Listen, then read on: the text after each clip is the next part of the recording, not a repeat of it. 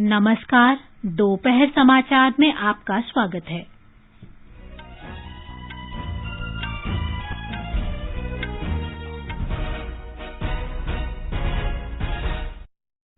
राष्ट्रपति रामनाथ कोविंद ने आज राष्ट्रपति भवन में तीसरे रक्षा अलंकरण समारोह में वीरता पुरस्कार प्रदान किए। वित्त मंत्री निर्मला सीतारामन ने आज जम्मू में ऋण मेले और वित्तीय समावेशन कार्यक्रम में भाग लिया।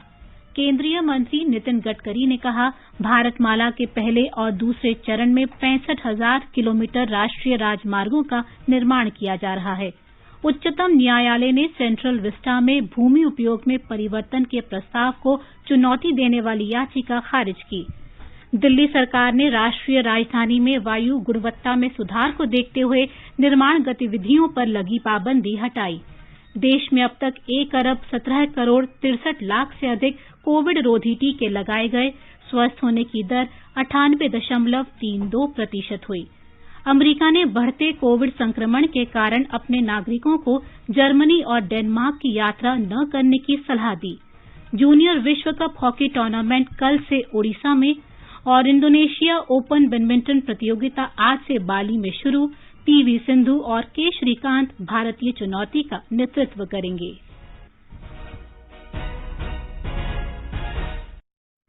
दोपहर समाचार में मुकेश कुमार के साथ मैं प्रियंका अरोड़ा।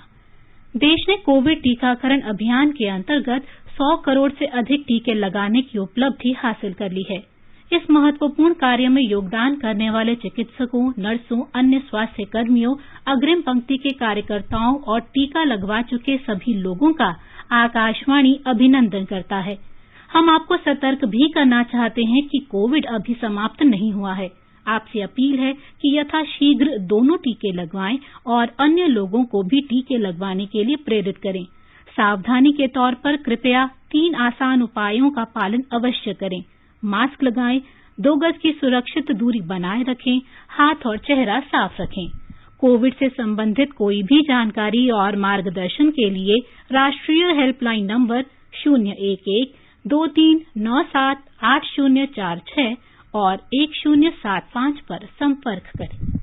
देश के 75वें स्वाधीनता दिवस समारोहों के उपलक्ष्य में आजादी का अमृत महोत्सव के अंतर्गत सरकार अनेक गतिविधियों का आयोजन कर रही है। इस अवसर को जन उत्सव के रूप में मनाते हुए आकाशवाणी समाचार ने स्वाधीनता संग्राम और उसके गौरवशाली इतिहास पर विशेष क्विज कार्यक्रम शुरू किया है।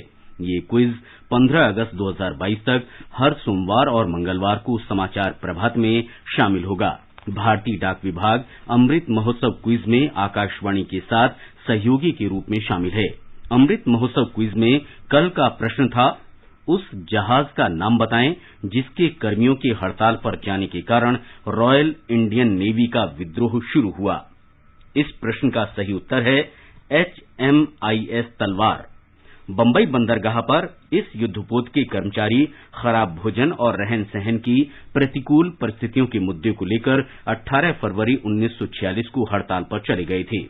नौसेना के ट्रकों पर कब्जा करने और उन पर कांग्रेस तथा मुस्लिम लीग के झंडे तथा लाल झंडे एक साथ फहराए जाने के बाद इन कर्मचारियों ने बंबई की जनता से उनके विद्रोह के समर्थन में आगे आने का अनुरोध किया। नौसेना के इतिहास में ये सबसे बड़ा विद्रोह था, जिसमें भारतीय तटीय क्षेत्र में तैनात 78 पोत और नौसेना की सभी 22 इकाइयां शामिल थीं।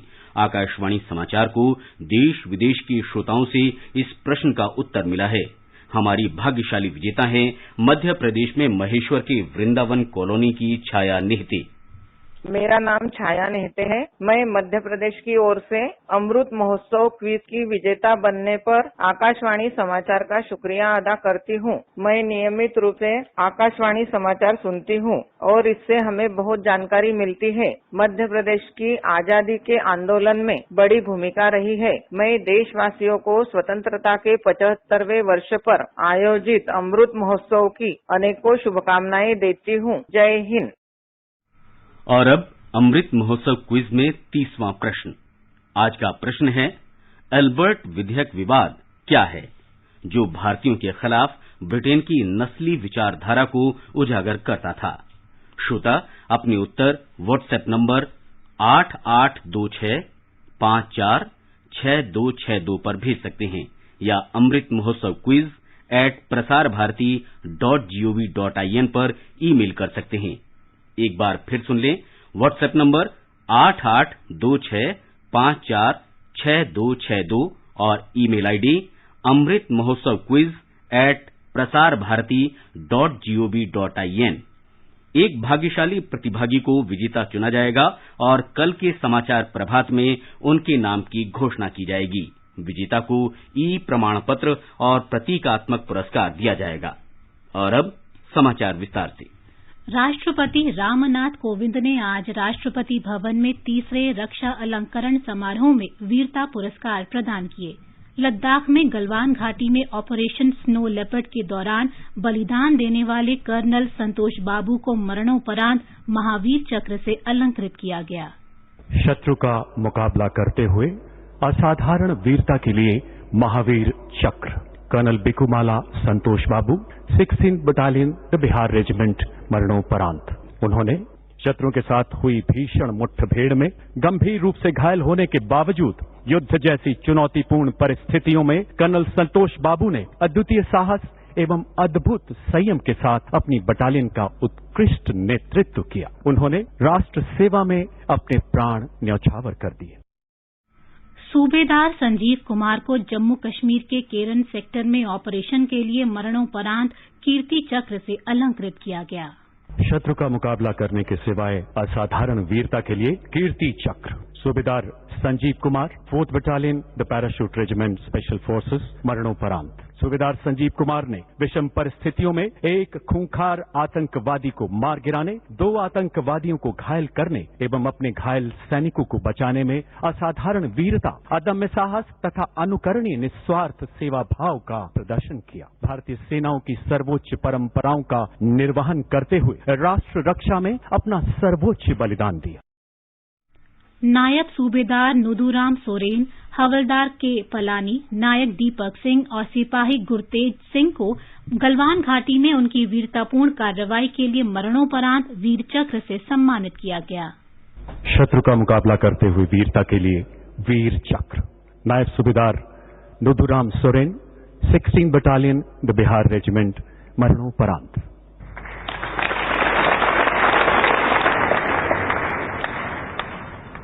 हवलदार के पलानी 81st फील्ड रेजिमेंट मरणोपरांत।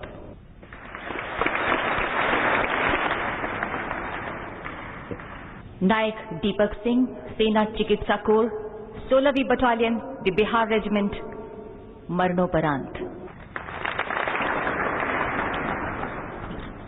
सिपाही गुरतेज सिंह 30वीं बटालियन द पंजाब रेजिमेंट मरणोपरांत।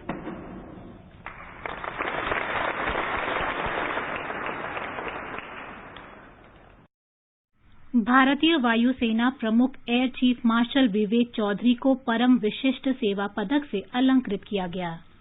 केंद्रीय वित्त और कॉरपोरेट कार्य मंत्री निर्मला सीतारमण ने आज जम्मू में विभिन्न बैंकों, भारतीय लघु उद्योग विकास बैंक और राष्ट्रीय कृषि और ग्रामीण विकास बैंक की कई योजनाओं और परियोजनाओं का शुभारंभ किया। इनमें तेजस्विनी, हौसला, शिखर और शिकारा योजना शामिल हैं। श्रीमती सीतारामन ने एक कार्यक्रम में विभिन्न योजनाओं के लाभार्थियों को स्वीकृति पत्र और चेक भी प्रदान किए। उन्होंने राजबाग में नए आयकर भवन और आवासीय परिसर द चिनार का उद्घाटन किया। सड़क परिवहन और राजमार्ग मंत्री नितिन गडकरी ने कहा है कि भारतमाला के पहले और दूसरे चरण में वर्ष 2025 तक 65,000 किलोमीटर राष्ट्रीय राजमार्गों का निर्माण किया जाएगा। श्री गडकरी ने कल वीडियो कॉन्फ्रेंस के माध्यम से Bharat 75 at empowering India today for tomorrow के वार्षिक सत्र को संबोधित करते हुए ये बात कही।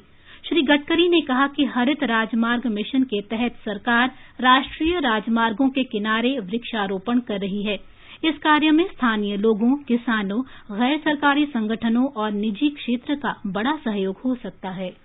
प्रधानमंत्री नरेंद्र मोदी बृहस्पतिवार को उत्तर प्रदेश के जेवर में नोएडा अंतर्राष्ट्रीय हवाई अड्डे की आधारशिला रखेंगे। इस हवाई अड्डे का निर्माण संपर्क को बढ़ावा देने और भविष्य में विमानन क्षेत्र को आधुनिक बनाने की प्रधानमंत्री की परिकल्पना के अनुरूप किया जा रहा है।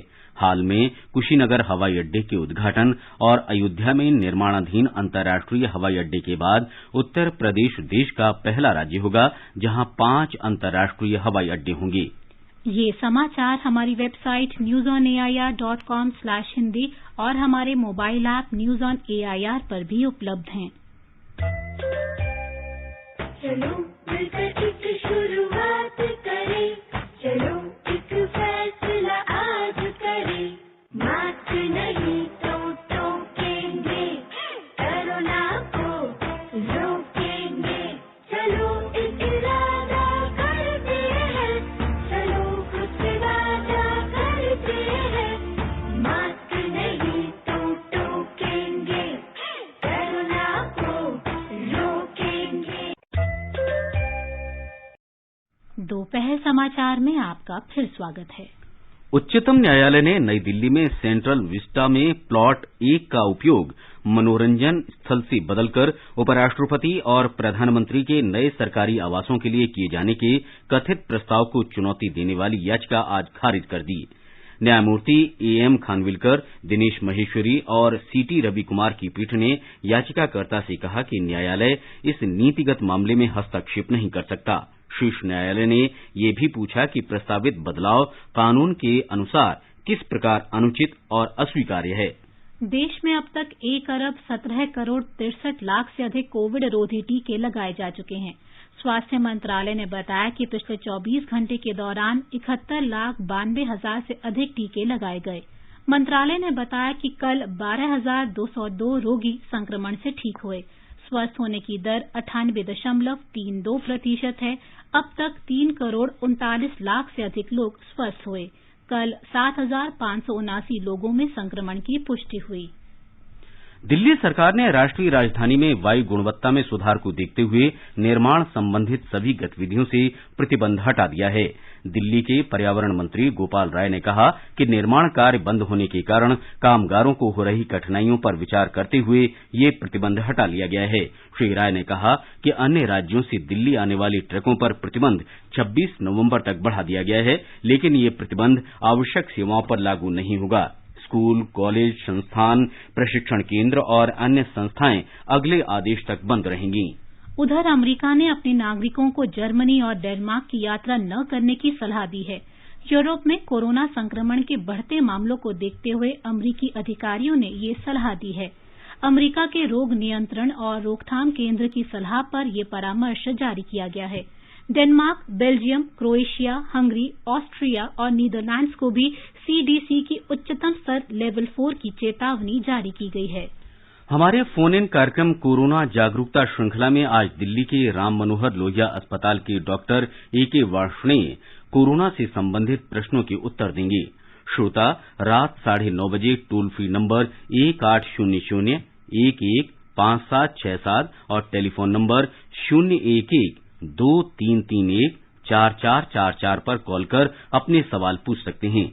आप हमारी ट्विटर हैंडल @AIRNewsAlerts पर #AskAIR का इस्तेमाल करते हुए सवाल भी पूछ सकते हैं। ये कार्यक्रम FM गोल्ड चैनल और अतिरिक्त मीटरों पर रात 9:30 बजे से सुना जा सकता है। कार्यक्रम हमारी वेबसाइट newsonair.nic.in और YouTube channel news on AIR official पर भी उपलब्ध होगा। आगे बढ़ने से पहले मुख्य समाचारों पर एक नजर। राष्ट्रपति रामनाथ कोविंद ने आज राष्ट्रपति भवन में तीसरे रक्षा अलंकरण समारोह में वीरता पुरस्कार प्रदान किए। वित्त मंत्री निर्मला सीतारामन ने आज जम्मू में ऋण मेले और वित्तीय समावेशन कार्यक्रम में भाग लिया। केंद्रीय मंत्री नितिन गडकरी ने कहा, भारत माला के पहले और दूसरे चरण में 65,000 किलोमीटर राष्ट्रीय राजमार्गों का निर्माण किया जा रहा है। उच्चतम न्यायालय ने सेंट्रल विस्टा में भूमि उपयोग में परिवर्तन के प्रस्ताव को चुनौती देने वाली याचिका खारिज की।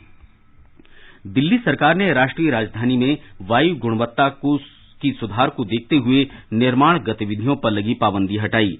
अमेरिका ने बढ़ते कोविड संक्रमण के कारण अपने नागरिकों को जर्मनी और डेनमार्क की यात्रा न करने की सलाह दी। जूनियर विश्व कप हॉकी टूर्नामेंट कल से ओडिशा में और इंडोनेशिया ओपन बैडमिंटन प्रतियोगिता आज से बाली में शुरू। पीवी सिंधु और के श्रीकांत आज से बाली में हो रहे इंडोनेशिया ओपन बैडमिंटन टूर्नामेंट में भारतीय चुनौती का नेतृत्व करेंगे। आज पुरुष डबल्स के शुरुआती दौर के मैचों में कोरिया के चोई सोलग्यू और किम वॉन हो ने भारत के एमआर अर्जुन और ध्रुव कपिल की जोड़ी को सीधे सेटों में हरा दिया। पीवी सिंधु जापान की अया ओहोरी के साथ और के श्रीकांत अपने ही देश के प्रणॉय के साथ होने वाले मैच से अपने अभियान की शुरुआत करेंगे। शुरुआती दौर में बी साई प्रणीत का मुकाबला फ्रांस के तोमा जूनियर पोपोव से होगा। जूनियर विश्व कप हॉकी टूर्नामेंट कल से ओडिशा की राजधानी भुवनेश्वर में शुरू हो रहा है। ये टूर्नामेंट 5 दिसंबर तक चलेगा। ये प्रतियोगिता राज्य का खेल और युवा सेवा विभाग तथा हॉकी इंडिया संयुक्त रूप से आयोजित कर रहा है। ये समाचार आकाशवाणी से प्रसारित किए जा रहे हैं। ताजा समाचार जानने के लिए आप हमारी Twitter handle @AIR News Hindi को फॉलो कर सकते हैं। आजादी का अमृत महोत्सव के लिए सभी उपभोक्ताओं को शुभकामनाएं।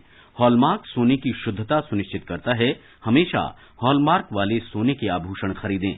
उपभोक्ता संबंधित किसी भी शिकायत के लिए कृपया राष्ट्रीय उपभोक्ता हेल्पलाइन के टोल फ्री नंबर 14404 पर संपर्क करें। उपभोक्ता मामले विभाग, भारत सरकार द्वारा जनहित में जारी। जागो ग्राहक जागो।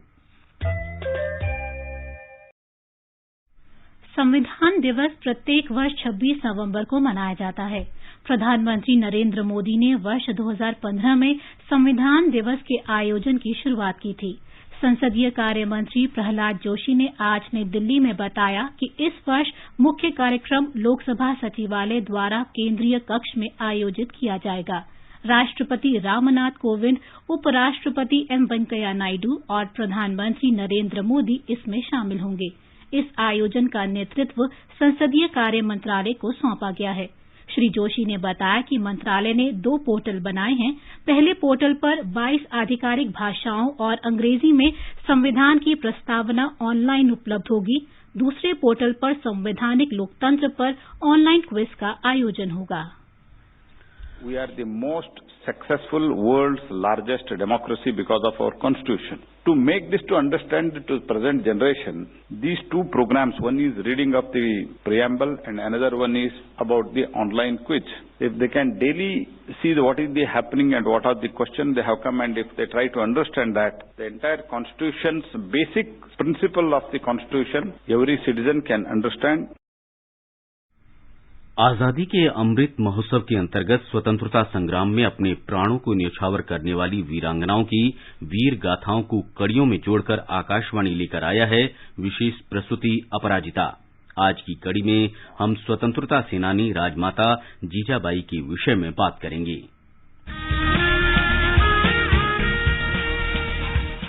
भारत के स्वतंत्रता संग्राम में अनगिनत स्वतंत्रता सेनानियों ने अपने प्राणों की आहुति दी। कुछ इतिहास में अमर हो गए और कई गुमनाम। आजादी के अमृत महोत्सव के अंतर्गत 75 कड़ियों की श्रृंखला में हम उन वीरांगनाओं की बात करेंगे जिनका योगदान कभी भुलाया नहीं जा सकता। प्रत्येक मंगलवार परिक्रमा में सुनिए अपराजिता, देश की वीरांगनाओं को आकाशवाणी का सादर नमन।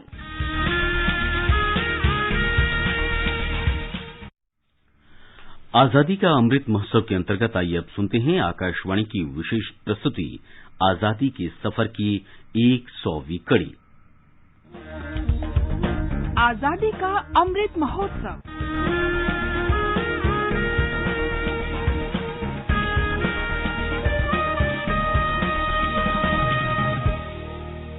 आजादी का सफर आकाशवाणी के साथ। एक राष्ट्र का जन्म।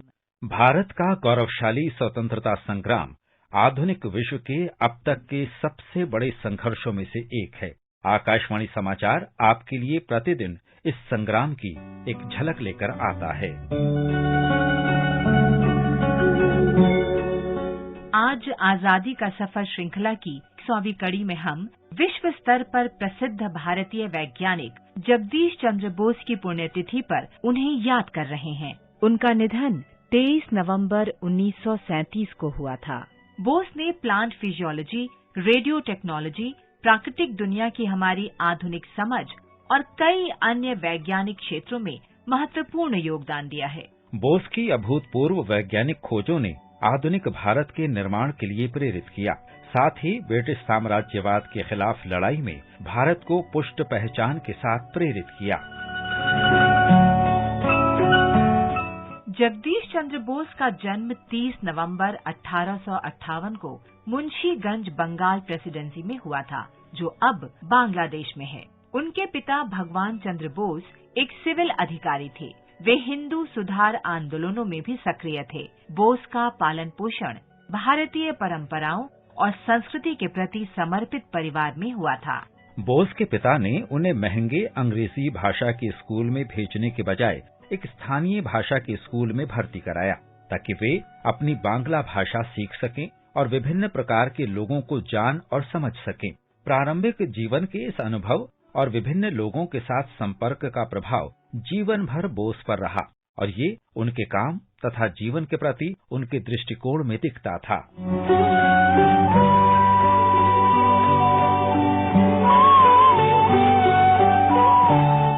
बोस के पिता ने भारतीय सिविल सेवा में शामिल होने की उनकी इच्छा को नहीं माना और इसके बजाय उन्हें लंदन विश्वविद्यालय में चिकित्सा का अध्ययन करने के लिए इंग्लैंड भेज दिया। हालांकि बार बार बीमार होने के कारण वे अपनी चिकित्सा की पढ़ाई पूरी नहीं कर सके और उन्होंने इसे छोड़कर प्राकृतिक विज्ञान तथा भौतिकी में उच्च शिक्षा प्राप्त की। भारत लौटने के बाद बोस ने प्रेसिडेंसी कॉलेज में भौतिकी के प्रोफेसर के रूप में सेवाएं दी। ब्रिटिश प्रशासन द्वारा नस्लीय भेदभाव के बावजूद उन्होंने रिमोट वायरलेस सिग्नलिंग के अपने शोध में उल्लेखनीय प्रगति की। हालांकि बोस ने इस आविष्कार से व्यावसायिक लाभ हासिल करने की कोशिश करने के बजाय अपने आविष्कारों को सार्वजनिक किया, ताकि अन्य लोगों को भी अपने शोध को और विकसित करने में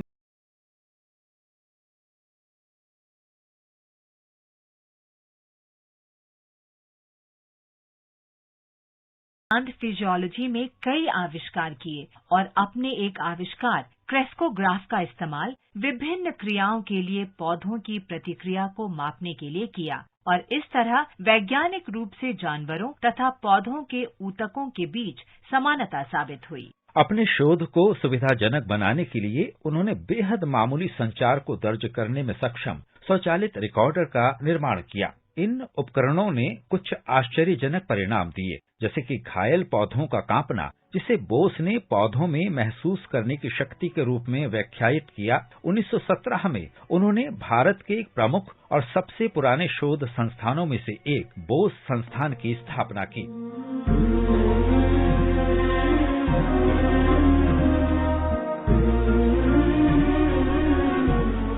रविन्द्रनाथ टैगोर ने जगदीश चंद्र बोस की प्रशंसा में कहा था, पश्चिम में विज्ञान के मंदिर से, सिंधु के उस पार से ऐ मेरे दोस्त, आप जीत की माला लाए हैं। बोस के सम्मान में चंद्रमा पर एक क्रेटर का नाम उनके नाम पर रखा गया है। हम इस महान विभूति को सलाम करते हैं।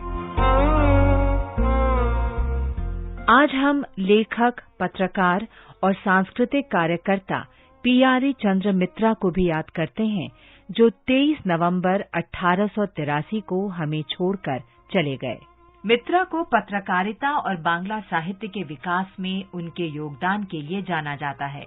मित्रा हेनरी डेरजियो के यंग बंगाल समूह के सदस्य थे, जिन्होंने सरल बांग्ला गद्य की शुरुआत के साथ बंगाल पुनर्जागरण में अग्रणी भूमिका निभाई। वो विभिन्न सामाजिक पहलों से जुड़े थे और कलकत्ता विश्वविद्यालय, सीनेट, बैथ्यून सोसाइटी तथा ब्रिटिश इंडिया एसोसिएशन के सदस्य थे। उन्होंने देश में कृषि के विकास की दिशा में भी काम किया और कर संग्रह की ठेकेदारी व्यवस्था, स्थायी बंदोबस्त की आलोचना की। उन्होंने कृषि पर पुस्तकों के अंग्रेजी से बांग्ला में अनुवाद के लिए एक संगठन की भी स्थापना की।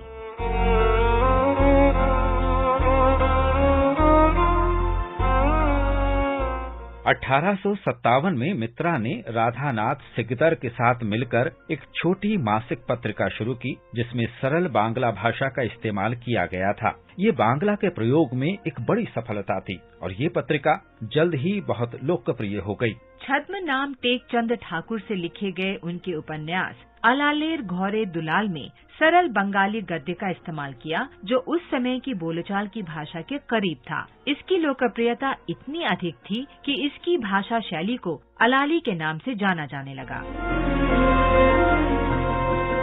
मित्रा जीवन के अंतिम समय तक भारतीय समाज की भलाई के लिए काम करते रहे। भारत भूमि के इस महान सपूत को हम सलाम करते हैं। इसके साथ ही आजादी का सफर आकाशवाणी समाचार के संग श्रृंखला की ये कड़ी समाप्त हुई। मिलते हैं कल अगली कड़ी में।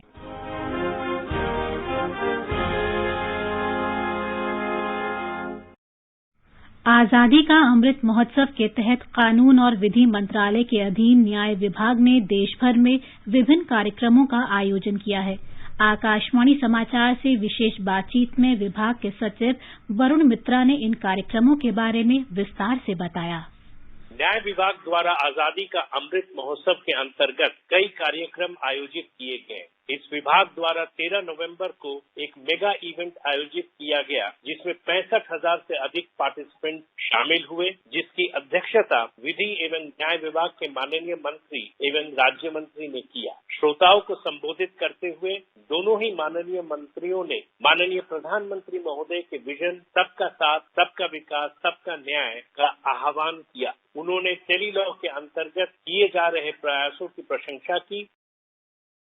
52वें भारतीय अंतर्राष्ट्रीय फिल्म महोत्सव इफ्फी में आज कई और सर्वश्रेष्ठ फिल्में दिखाई जाएंगी। इनमें सत्यजीत रे लाइफ टाइम अचीवमेंट पुरस्कार विजेता मार्टिन स्कोर्सेसे की film Wolf of Wall Street भी शामिल है।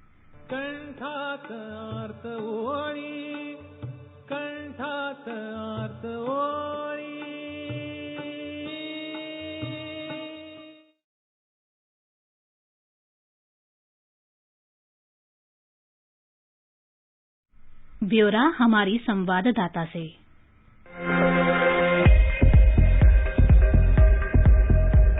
सेल्यूलॉइड पर जेम्स बॉन्ड की भूमिका को अमर करने वाले सर सीन कॉनरी को आज विशेष श्रद्धांजलि दी जा रही है। सर कॉनरी की बॉन्ड थ्रिलर गोल्डफिंगर आज प्रदर्शित की गई। Pan African film and television festival में भव्य पुरस्कार की विजेता ग्रेव डिगर्स वाइफ को आज बाद में प्रदर्शित किया जाएगा। फिल्म महोत्सव में स्वर्ण मयूर पुरस्कार के लिए भारतीय प्रविष्टियों में से एक है। बाद में इस महोत्सव में दिवंगत दिग्गज अभिनेत्री सुरेखा सीकरी को उनकी फिल्म बधाई हो के लिए श्रद्धांजलि दी जाएगी। पणजी से पवन की रिपोर्ट के साथ समाचार कक्ष से दीपमाला कौशिक।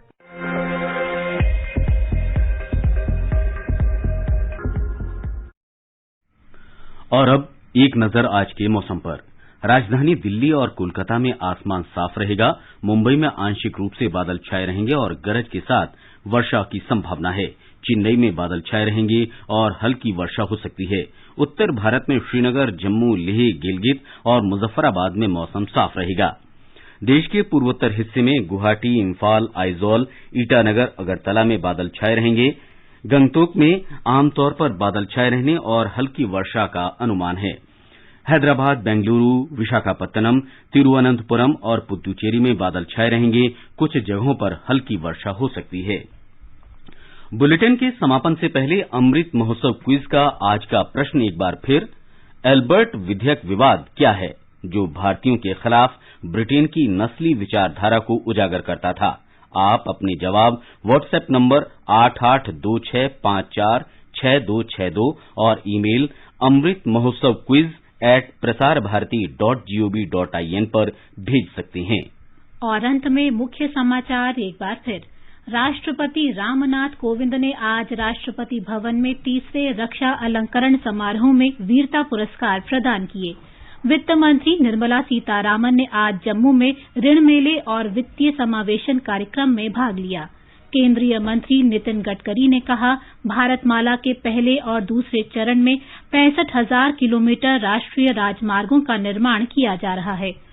उच्चतम न्यायालय ने सेंट्रल विस्टा में भूमि उपयोग में परिवर्तन के प्रस्ताव को चुनौती देने वाली याचिका खारिज की। दिल्ली सरकार ने राष्ट्रीय राजधानी में वायु गुणवत्ता में सुधार को देखते हुए निर्माण गतिविधियों पर लगी रोक हटाई। देश में अब तक 1 अरब 17 करोड़ 63 लाख से अधिक कोविड रोधी टीके लगाए गए। स्वस्थ होने की दर 98.32% हुई। इंडोनेशिया ओपन बैडमिंटन प्रतियोगिता आज से बाली में शुरू। पीवी सिंधु और के श्रीकांत भारतीय चुनौती का नेतृत्व करेंगे।